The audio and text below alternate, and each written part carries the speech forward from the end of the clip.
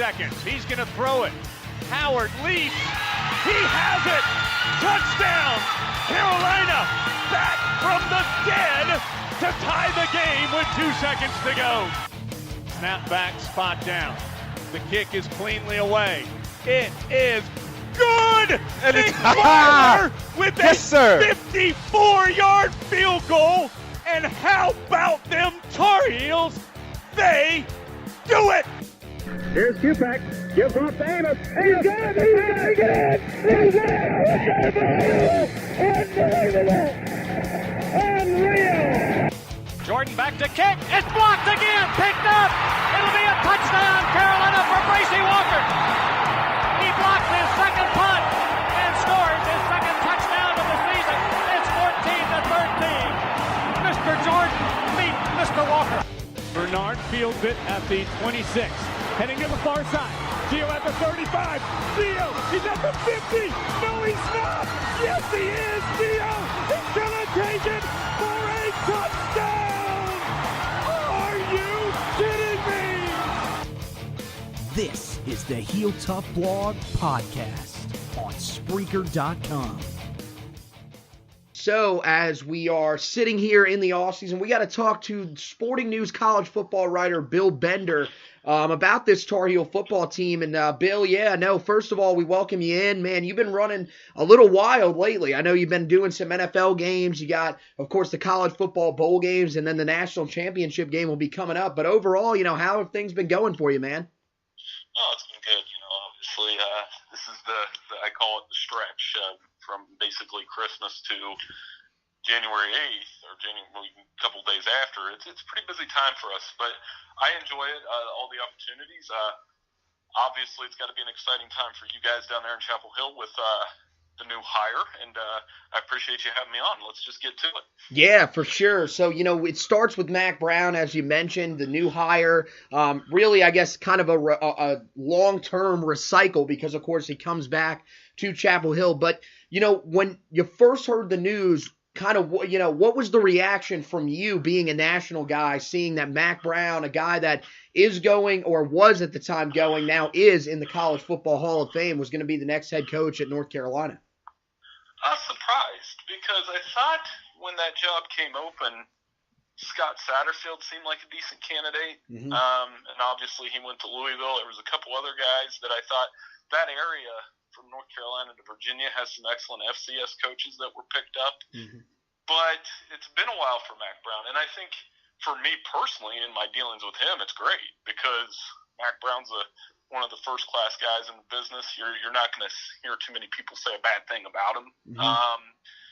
But, some of the criticisms were, well, he's old and, the same things that were said about Les Miles and, even Herm Edwards last year. And that's the example I would use with you is I questioned Herm Edwards pretty bad last year. And I was like, I don't know what they're doing. Why would you do that? Mm-hmm. And the guy took him to a bowl game and showed he could still coach. So I think Mack Brown, as long as he has that fire, some of the hires he's made along the way are pretty good. And it's going to be interesting. And let's look at and I don't want to go too long here, but look at the division you're in. Was a 7-loss team just won that division. There's not a long way to climb in the Coastal to get back to the top. Yeah, I mean, one of the you mentioned it. One of the keys for Mack Brown, here in his second tenure, was to hire a good staff around him. I mean, the hires that he's made to this point, they've got to be satisfactory to Tar Heel fans, right? Sure. I mean, when you build the staff around you, obviously Longo was a creative hire on the offensive side. That was the one thing with Mack Brown when he finished up at Texas. You heard two things about him at the end of that tenure. You heard he couldn't recruit anymore because guys like Johnny Manziel and Robert Griffith III got out of the state. Texas's quarterback play towards the end of that was bad, and we can talk about that in a minute when we talk about the recruiting cycle. Mm-hmm. But the second thing was that the game had passed him by, and you bring in a creative offensive coordinator, you bring in a good defensive coordinator with experience. I think he used his stint at ESPN to kind of not go back to school essentially, but kind of just see how they do things at other schools, and that always works out. Doesn't always work out, I guess, but it works out in a lot of cases. Mm-hmm. And I think for Mack Brown, it also comes down to that competitive fire. I always tell people, our job, me and you, there's no scoreboard. There's analytics and web pages and stuff like that. But, I played in high school and wish I could still go back and do it. There's no substitute for a scoreboard. Yeah, no, you're right about that. And I mean, you mentioned, the early signing period a little bit. And yeah, no, I mean, the Tar Heels so far, 19 guys that signed on early. It looks like most of those guys are going to be early enrollees, which is great for a new staff coming in. And, from the national perspective, how good was this recruiting class? And then how important was it for him to land in-state quarterback Sam Howell? That's where I was going to start. I mean, that was the statement that everybody saw nationally, right? You get a 4-star quarterback, huge rating, pro style, Monroe kid, and you take him out of Florida State. That's a big statement there. That says the kid wants to go play in-state for Mack Brown. And, looking up and down this class, and I lived in Charlotte for a little bit, so I recognize some of the schools. I'll be the first to tell you in a full confession, if it was across the border there in Rock Hill in South Carolina, York County, I know those schools a little bit better. But my point being, there's good high school football in North Carolina. There's good high school football in South Carolina. And if Mack Brown can, tap into that and then stretch into the deep South where a lot of the 5-star talent is, again, North Carolina is going to be able to compete in the Coastal. I mean, and I think more of it's looking at the transitions, yet another transition at Miami. Looking at some of the other schools, Georgia Tech with a transition. Jeff Collins is the name to watch.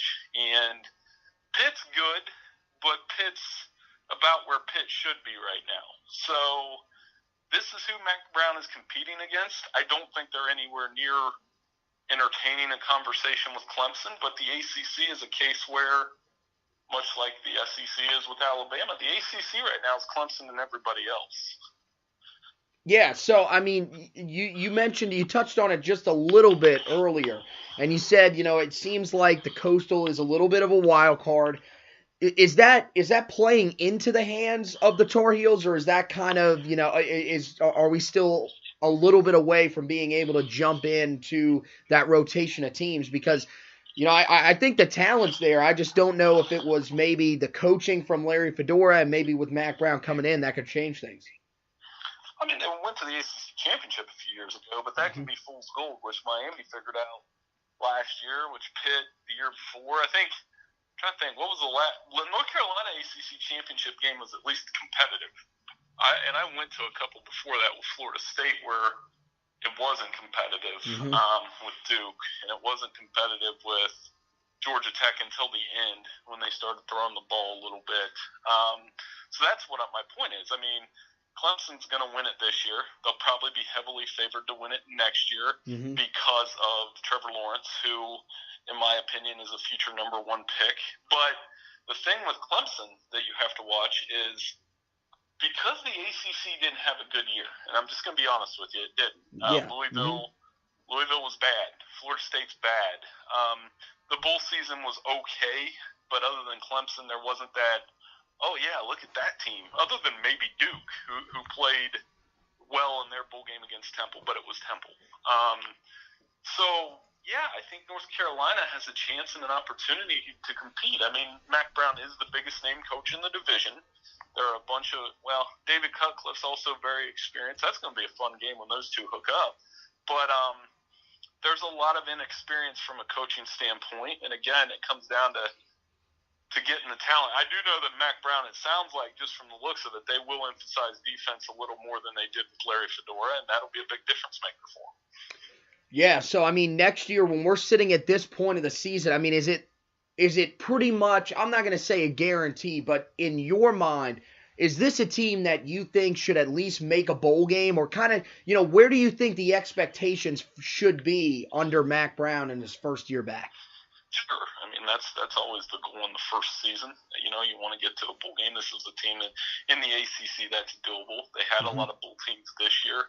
It's one of those conferences. The ACC is unique to me when you talk about the Power 5. I think the ACC and the Pac-12 to me, I'm not talking about the very top. They truly are leagues where 7 can beat 1 with the exception of Clemson every week, if you know what I mean. Like, right. In the Big Ten, Rutgers isn't beating Ohio State, Michigan, Penn State. It's just not happening. but a team that's 6th or 7th can jump up and play well. There's a lot of parity in the middle. So yeah, I think getting to 6-7 wins, seeing if you can compete in the division, seeing where it goes from there. And I think there should be I don't know, you could probably tell me this better than me, but there should be an excitement around Mack Brown. It's probably good to have him back. The right transition after what I think the last time I talked to you, we were kind of both sensing that the Fedora era we were trying to put a brave face on it, but I think we both knew that it wasn't going to go very well this year in Chapel Hill. Right, no, and you're right about that. I think there is a lot of excitement around the program. I think, early on, I think there was a little bit of kind of tentativeness because of just how quickly the hire took place. But I think once you saw the staff that he started to bring in, people really loved the Jay Bateman hire, and Phil Longo was another one that they were really thrilled with. Lonnie Galloway coming over from Louisville as the wide receivers coach. Really a lot of great recruiters, I think, was what really energized the fan base. And, yeah, no, I think it's going to be pretty telling come August 31st in Charlotte. I think there's going to be a lot of people there that are going to be turning out to see what Mack Brown can do on a relatively big stage against a South Carolina team that, has a chance again next year to be pretty good. And I think, there's a chance we could see true freshmen versus true freshmen in that game, which could be really interesting as well. So, yeah, no, I appreciate you for coming on and giving us a little bit of insight. It's been great. We'll definitely have to talk to you again before the season. You're doing such great stuff over there at Sporting News, and I know that you'll be ready to go once college football season rolls back around again. We're not quite at the end of college football 2018-19, but we're right there. And, I know for us, college football never really stops. It's an ongoing world. So it'll be great. And it's been great talking to you. Tell them where they can follow you on Twitter to keep up with you and everything that you guys are doing at Sporting News. Yeah, at sportingnews.com, and we have a Facebook page, Bill Bender, Twitter, BillBender92, and of course, for your listeners that don't know, the Sporting News offices, I work from Ohio, so I work from home, but our offices are right there next to Bank of America Stadium in Charlotte, North Carolina, and this is the time of year where I miss Charlotte. It's so cold up here in Ohio all the time that this is as somebody that got to live down there for 6-7 years, it was a lot of fun, and I enjoy the people down there and enjoy the football, and most of all, enjoy the barbecue. We don't have that up here as well. Oh, that is true, man. The barbecue down here is amazing, and hopefully maybe you can come back down into this area. Maybe you'll be down here on August 31st covering that game and try some of that barbecue. There's a couple of good joints, and I can definitely hook you up with some places that may be a little bit new if you want to go taste some great barbecue in the Charlotte area. So, yeah, man, thanks once again, and take care, and we'll have to talk to you down the line. Hey, thank you so much. I'll talk to you soon. Appreciate it. So that's going to do it for this edition of the Heel Tough Blog Podcast. I want to thank Bill Bender for stopping by once again. You guys can check his stuff out on sportingnews.com and through his Twitter account. So I want to thank you guys for listening to this show. As always, you can subscribe to the podcast on Spreaker.com, iTunes, Google Play, Spotify, iHeartRadio.com, TuneIn.com, or the TuneIn app. As always, check out the Heel Tough blog on Medium.com. We've got some great articles up there as the team heads towards the late signing period. Thank you guys for listening once again, and as always, go Tar Heels!